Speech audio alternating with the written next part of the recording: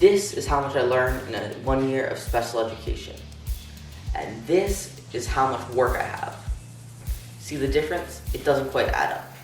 This is a $1 bill. This is how much it costs a public school to educate a regular student. This is a $5 bill. This is how much it costs a public school to educate a special education student. That's a big difference. And this is a $10 bill. This is how much it costs for a special education private school to educate a special education student. This graph right here is about the IDEA Act. It shows the percentage of students by state who have IEPs. IEPs, or Individualized Education Programs, outline the special services someone in special education will receive. The IDEA Act of 2004 added and changed guidelines surrounding the IEP system to make them better. Currently, there are around 7 million people who have IEPs around the country. Another great thing is the transitions periods. During those periods after high school, we learn and work towards goals to help us live in the real world. The wide range of services provided is very important for the success of the system. Because nobody is exactly the same, each IEP is different. And when 7 odd million kids each need different things, the government has a lot of services to provide. Ranging from physical therapy to sign language interpreters, the DOE has a lot to offer based on what you need.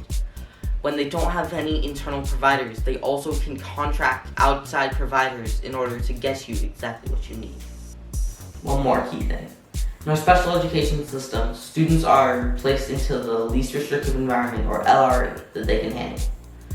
The end goal of the LRE is to get students into general education classrooms for as much of the day as possible. The special education system has been very good at this, at least according to this graph. This graph shows the percentage of students in 80% or more of the day in general education plus 60% of the day or 40% of the day. It's up to 67% of special education students are in 80% or more of the day in general education classes, up 6% over the last 10 years. It's slow and steady growth, but at least it's growth. There's bad in the U.S.'s special education system too. For instance, it eats away at schools' budgets very quickly because special education costs more than regular education.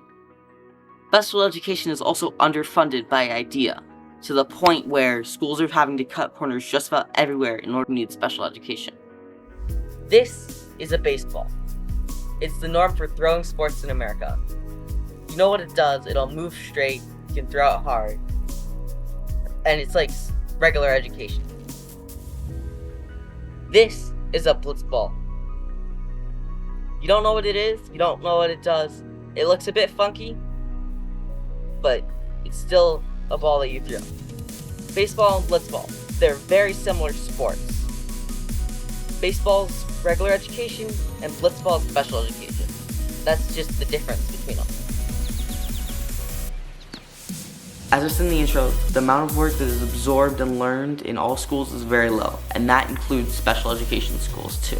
Sometimes there's less work given, and that might be because of lower standards, but also because we have special needs that we need accommodated. We also aren't always learning things that are most applicable to life and what we need to learn. I know special education teachers are trying their best, and they don't always get enough credit for what they do. However, my experiences haven't always been great. One teacher of mine occasionally does his homework in class and barely preps the lessons sometimes. However, he seems super passionate, which makes him a great teacher in general, and I learn a lot from him. The staff shortages of special education teachers have schools scrambling for whatever teachers they can find. One year, my math teacher left in the middle of the year, and they replaced him with a substitute regular education teacher who had never taught special education in his life. He was the best teacher we had because he understood us. I feel that many special education teachers don't actually understand us, and that's a big problem. Well, that's it for today's video. If you enjoyed the video, leave a like, subscribe, and you can check out the article on our website, autistsforchange.org. Thanks for watching, and I'll see you in the next one.